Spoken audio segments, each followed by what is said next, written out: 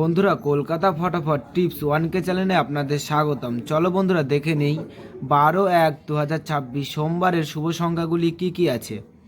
বন্ধুরা, আমরা 1 থেকে 4 বাজি 4 সংখ্যা রোলিং টিপস রেখেছি 3580। বন্ধুরা, তার সাথে সাথে আমরা প্রত্যেকটি সংখ্যা দুটি করে প্রার্থী রেখেছি। প্রার্থীগুলো একটু দেখে গেম প্লে করবেন। আশা করছি প্রার্থীগুলো শিওর পাস পাবেন।